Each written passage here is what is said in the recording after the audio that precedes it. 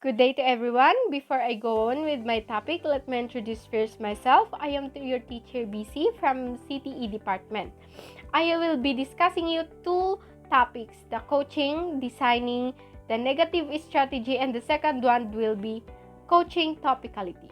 Let's go on with the first one, designing the negative strategy. Designing the negative strategy is one of the most important. Why? It is important because you need to focus on having the logical positions. You will be the negative team contradictory to the you will be contradicting the affirmative team. There are two kinds on negative strategies, specific in the generic. First, let's go on with the specific strategy. These are the cases that you know about. These cases you are engrossed, or you are being exposed with these topics, or you know about these topics. And the second one is the generic strategies are for when you have no specific strategy, meaning you don't have any plans, or you don't have any knowledge about the topic, or you didn't have any plan on how to counter attack or the affirmative teams. Second one will be the negative strategy should avoid the repetitive parts. Indeed, you need to be consistent about your responses. You shouldn't be redundant. Hindi yung paulit-ulit ka. And the third one, the negative strategy should avoid inconsistent or contradictory parts. You have to win in an argument or in a debate. You need to have strategies, especially when you are in the negative teams. You need to be consistent. You need not to be you have to think of a topic that you will not be contradicting what you are saying. And the fourth one will be designing the negative strategy so you can kick out of the parts of its later of in the debate. Last one, the fifth, design strategies that would appeal to a wide variety of judges. Some judges are conservative and on debate theory, and some are liberal. So, all for the designing negative strategies. Let's go on the generic strategies. Generic negative strategies are necessary sometimes. It is impossible for the negative to always have specific attacks against every affirmative case and plan, meaning that to avoid in generic strategies, first, generic attacks should follow the above guidelines as much as possible. What are in the designing negative strategies? You have to follow that guideline. Second one is to avoid repetitiveness, contradictions, and build in some flexibility. Third one, always try to tie the specific affirmative plan to generic evidence. Let's go on with the second one. Coaching topicality. Debates are governed by resolutions referred as the topic. The affirmative must be able to prove that their plans are actually an example of resolution. So let's go on with my second discussion, coaching topicality. Coaching topicality. Topicality arguments plays an important role in debates because they are all or nothing issues. When defending this topicality argument, the affirmative team generally provides their own interpretations of the resolution or topic that includes their plan, what they have planned. They have researched or something. And when the negative team wants to advance a topicality argument, they must provide also their own interpretations about the resolution or topic with definitions of words in the topic. It's either the definitions are from the dictionaries, legal dictionaries, books, and many more. On with the topicality standards. some ways to evaluate interpretations of resolution is called standards. So there are commonly used standards in evaluating topicality argument. First one is the predictability. When you are arguing, when you are arguing with the affirmative team, when the affirmative team doesn't meet the predictability of this topic would be they will be unpredictable. So the second one is limits. The negative team will argue that there should be a limit on the number of cases that are topical under resolution. Third one, ground. This is a measure of the quantity of arguments that are available on both teams. The fourth one, the fairness. It is also known as competitive equity. This makes it unfair because the affirmative team will always have the greater chance to winning the ground. Let's go on with the fifth standards. Education. The affirmative is unpredictable, explodes limits, destroys ground, or is unfair. The education will get in the round is lost. So, how do judges determine the winner of a topicality debate? So, this is in conclusion to my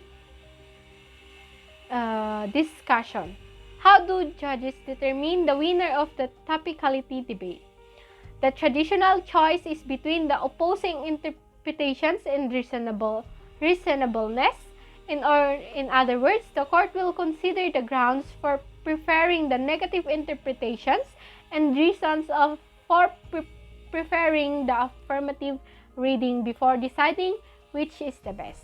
Meaning, this topicality is a voting issue for fairness, education, and God's will. That's all for the designing the negative strategy and coaching topicality. Again, this is your teacher BC from CTE Department. Hi there everyone.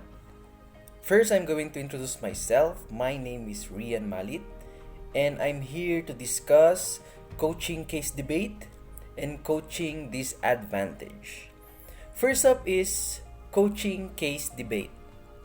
This is the setting used to assist debaters prepare for debate and develop their argumentation abilities by using strategy. Coaching, on the other hand, isn't easy. It requires a significant amount of prior knowledge and skills. So now I am going to give you steps and tips on how to coach case debates. First one is attacking affirmative harm claims. One strategy to counter a harm claim is to show that the harm is lessening and that the situation is improving. Negative teams can also contest damage claims by demonstrating that the underlying conditions have changed, rendering affirmative harm claims that were once valid invalid. The stronger the proof is, the more qualified the negative source is. Attacking the positive writer's motive is one approach for damage argument. When the positive defense philosophically motivates damages, the negative might argue that the positive criteria, often known as the decision rule, is extremely harmful. Another way to address philosophical damage sector is to support pragmatism or realism as a broad foundation for a foreign policy. Finally, the negative might provide a counter value or a philosophical counter argument. Another one is attacking inherency claims. The affirmative must show that the current state of affairs will not resolve their harm claim.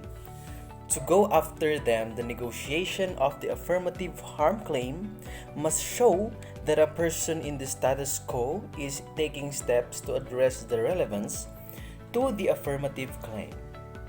If the negative demonstrates that the issue exists, they considerably lessen the comparative advantage supplied by the positive plan while it is being solved in the status quo. Another strategy is to look for actual evidence of how currently initiatives are already functioning. The negative can also attack the affirmative inherency claim by arguing there is a trend toward solving the affirmative problem. One other excellent strategy is to argue that agents other than those used in the affirmative plan are solving the problem. Lastly, we have attacking solvency claims. One of the most effective techniques is to launch a negative attack on the positive solvency. Many affirmative strategies make intuitive logic, but they can't deliver in the actual world because the exact mechanism in the plan and the plan's ultimate influence on the situation in the real world. There are usually several intervening elements. The primary means through which the negative can challenge solvency is to cite actual examples of similar policy failures is responsible to the positive suggestion. Okay, that's all for coaching case debate. Our next topic is coaching disadvantages. The negative team's arguments outline the specific reason why implementing the plan would be detrimental. It would be a poor idea if the negative side can show that the disadvantage of action outweighs the benefit of acting. The judge should reject the affirmative plan and vote no. I have here 4 burdens of disadvantage. Number 1 is disadvantages must link to the affirmative plan. This implies that the negative side must be able to demonstrate that the disadvantage is due to the positive plan's acceptance. Second one is disadvantage must also be unique to the affirmative plan. This burden implies that the disadvantage will only arise if the plan is approved, and that it will not occur under the current system. Third one is disadvantages must have a large impact, so one that outweighs the advantage gained by the positive in the discussion. The negative must show that the disadvantages of implementing the plan exceed the benefits. Otherwise, there is no cause to reject the plan. And lastly, terms. This is one of the most compelling arguments an affirmative may have against a disadvantage is to claim that their plan has a positive influence in the disadvantageous area. As a result, the argumentation or the argument becomes an advantage, not a disadvantage, to implementing this strategy. Okay, that's all, and thank you so much. Good day everyone, my name is Krishana and I will be continuing on the discussion for the topic first negative constructive, or also known as 1NC. So my colleague already discussed preparation, selection, presentation, and specific link. So the next one is the delivery style. So the 1NC should be delivered quickly but clearly, since it is the first impression that the judge or our audiences will have of our arguments, and it also set the stage for later references back. So it means that we are introducing our arguments and also our evidences to the judge also, and we all know that clarity is important for the first negative constructive, since it also argues the evidences or the main points of the first affirmative constructive. The next one is the analytical case arguments. The analytical arguments, or in layman's term, it is the arguments without evidence, can be a very powerful tool for the first NC when it is done right, since it is very easy to poke holes in the affirmative case by making logical arguments. So the strategy here is to focus on attacking on the largest or the most threatening parts of the affirmative main points or arguments. The next topic that I will be discussing is the second negative constructive or 2NC. 2NC is one of the most important negative speeches in the debate since it typically extends 2 or 3 of the argument that was presented in the 1NC. So I have mentioned earlier that the 1NC introduces our topics or arguments, and the 2NC extends our arguments on our topic. So there are 3 subtopics that I will be discussing: the preparing tactics and the strategy. So for the preparation or preparing, we must read and also brainstorm. So reading our topic, our evidences, or what will be our main points, and also reading what will we expect from the affirmative case. What are their evidences or the main points that will be shown or possibly shown on the debate. And for the brainstorming, we will think of the evidences or main points that the affirmative case will provide, and for us to be ready on our own evidences or our rebuttals on the arguments for the affirmative case. So the second is for the tactics. There are 4 topics that I will be discussing under the topics. So the first one is we should make a short regional overview of the flow for the argument. So the regional overview should contain our short explanation of all the pieces of our argument. So it links the specific or the possible affirmative plan or case, and it also helps us to summarize our argument for the judge and help us pull it all together. The second one is after giving our regional overview for the 2NC, we should also cover all of the 2AC arguments. So 2AC argument is the second affirmative constructive that was provided by the affirmative cases. So we should do it one by one, discussing it one by one without skipping.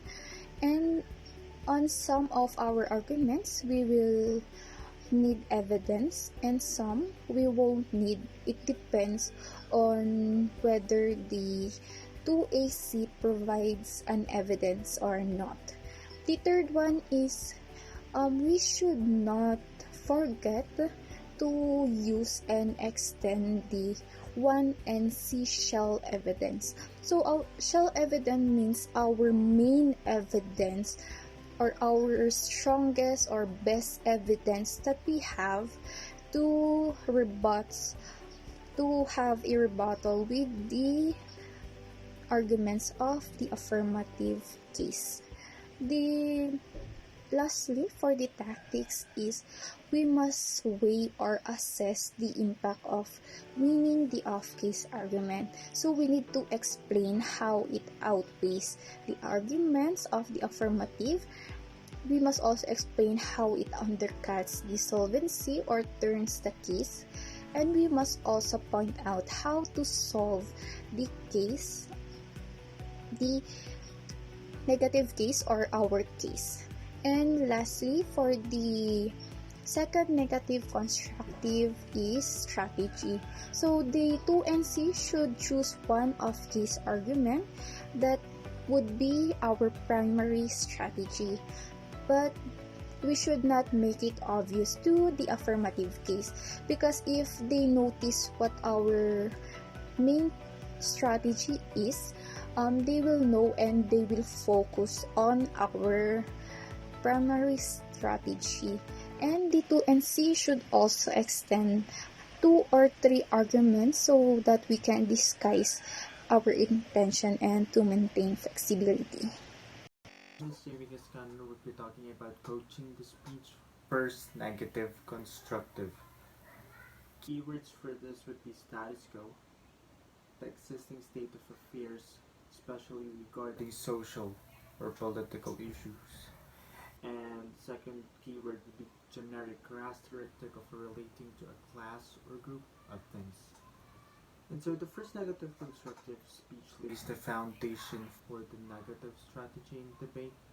And so the negative starts every major argument that is part of their strategy. The main job of the speech is to present all of the negative attacks against the affirmative case. The first negative constructive should build a solid negative policy to defend, whether that be a defense of the status quo or a counter plan. Example for this is to prepare an opening speech that introduces the negative position and provides 3 to 5 main points, each with supporting evidence. On preparation, you can prepare for the first negative constructive days before the actual debate. Choosing the best case and off-case arguments ahead of time leads to making the right selections. The negative should write the front lines of arguments whenever possible. Selection in the first negative constructive should avoid repetitive arguments. Repeating arguments make it too easy for the affirmative team to answer. Do not present duplicative case arguments. The first negative constructive should attack as many aspects of the affirmative case as possible. In presentation, the first negative constructive should read their off-case arguments first and then proceed to the case attacks. Specific links. Many off-case arguments are generic, meaning they apply to many different affirmative plans. This is a powerful weapon for the negative as it helps them be more familiar with their negative strategies. That means you should write out a sentence or two that explains the connection between your argument and the specific affirmative. This is Karen reporting on coaching the speech. The first negative rebuttal. This is the part of the debate where the negative team throws a strong attack towards the affirmative, and it comes right after the second negative constructive. Basically, this is the second part of the negative block from the negative team. It has to be powerful enough that it pressures the affirmative team and for higher possibility to win. Next is the case extension. It is a case produced by both sides of the team. Now the negative team have to extend the most powerful attack of the affirmative team. And here's how to do that. First, the first negative rebuttal should pick a case to focus on for extending. The speech must be consistent with the first negative constructive arguments, at the same time answering the second affirmative constructive had to say. Then explain the first negative constructive arguments fully. The point here is the reasoning of the evidence, which needs to be totally expanded and impacted. Then the 1NR, or the first negative rebuttal, should be selective and realistic. They have to choose what is worth arguing for, or they might lose points. And in extending the case, the 1NR should really focus in pointing at the impact of the argument being extended. For more powerful case extension, the 1NR should take a step ahead by reading additional evidence which might save them just in case and might be hard for the affirmative team to answer. Then, the last point is to get to the point directly. Hit the most threatening arguments to show the judge that you are not ducking the big point in the affirmative's case. Off-case extension. It is an argument presented by the first negative constructive that are not directly responsive to the arguments made by the first affirmative constructive. The first negative rebuttal team are also assigned to extend the off cases to throw at the affirmative case. How to do the off case extensions? First, you should start with a short regional overview. Then start covering each part of the second affirmative constructive. Then point the evidences. Then emphasize the specific links. Make sure to assess the implications of winning the argument before finalizing the case. The second negative rebuttal. This is the most difficult part of the speech, for it's the last chance to say your say about the argument. The last speech must leave a positive impression to the judge that the affirmative's argument is not as good idea as the negative's argument. Here are the strategies for the second negative rebuttal. Firstly, is to have a strategy. This is the part where to decide the strategy to be used according to your assessment of the case and off-case arguments. Then adapt to the weaknesses and strengths of the first affirmative rebuttal. Be vigilant when the first affirmative rebuttal gets to sleep and made mistake. Take the chance to poke on their weakness. Anticipate the second affirmative rebuttal strategic choices. You need a skill that allows you to read your opponent's next strategies. In this way, you know your next move, if ever you read it right, or at least you are able to create your own backup plan.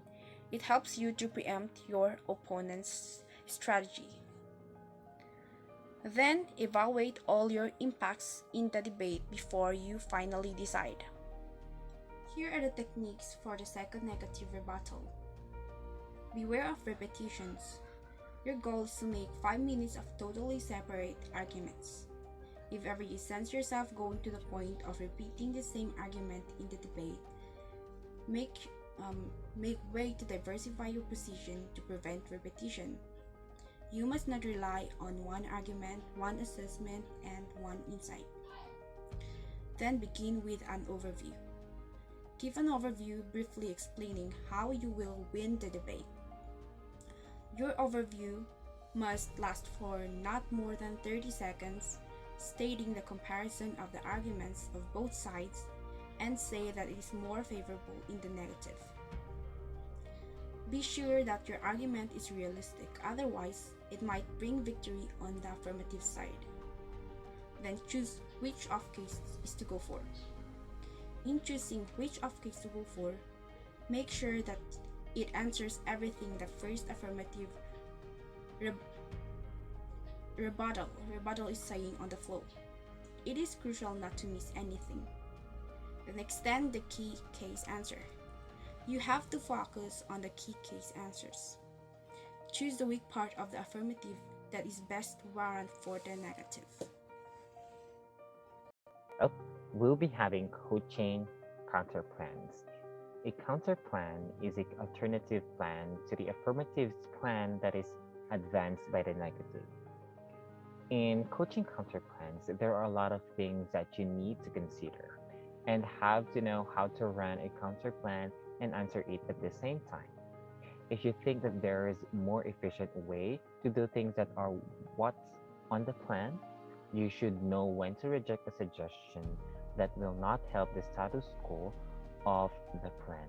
So determine why the counterplan won't work and won't solve the plan. Or know when to combine the plan that will work on the best interest. Okay, so I will give you examples. So for my example, this will also answer the counter plan.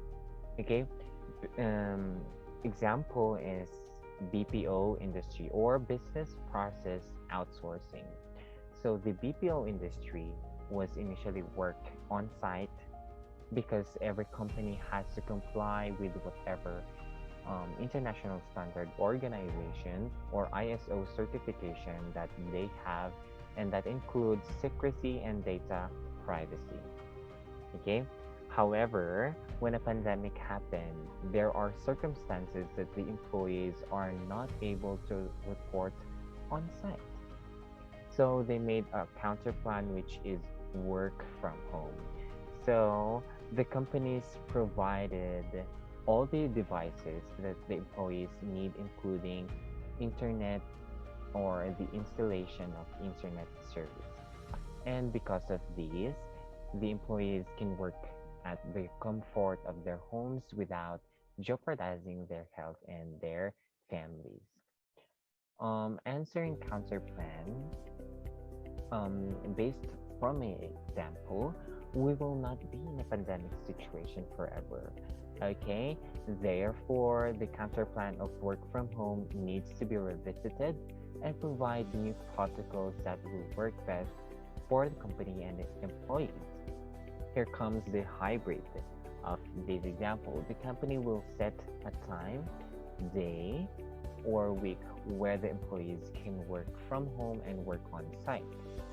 Through this, they can still protect their employees from the harm of pandemic virus and can help them to mitigate the situation by controlling the numbers of the employees working on site and work from home. So, though that is an example of coaching or counter plan. Okay, next up, we'll be having coaching critics.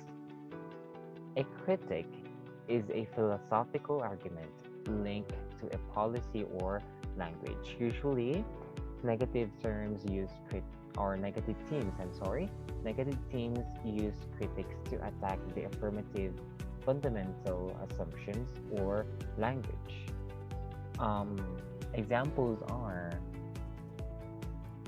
all of us are aware that there are people who criticize those who are working in a BPO industry. I'll be using my example um, a while ago. Okay, if you're a registered nurse, you're supposed to be working in a hospital or clinic. If you're a licensed teacher, you should be teaching in a school. If you are an engineer, you should be in the field to do your job. In that case, the majority are having hesitation to apply and work in a BPO because of these critics. But do they really know what is in the profession and work in a BPO setup? What do you think? The implication for this is the major component of the Philippine BPO industry are contact or call centers, software development, animation, creative service, data transcription, back office processing, engineering design, human resources, and accounting. These are just some of the professions inside a BPO industry. And because little did they know, the BPO industry offers so many opportunities and advanced training. Mm, the If you're a teacher, you can work as a trainer. If you're a medical, if you are in a medical field, there are also healthcare accounts in BPO. If you're an IT, there is an IT department, and the list continues. These are affirmative strategies on how we can outweigh the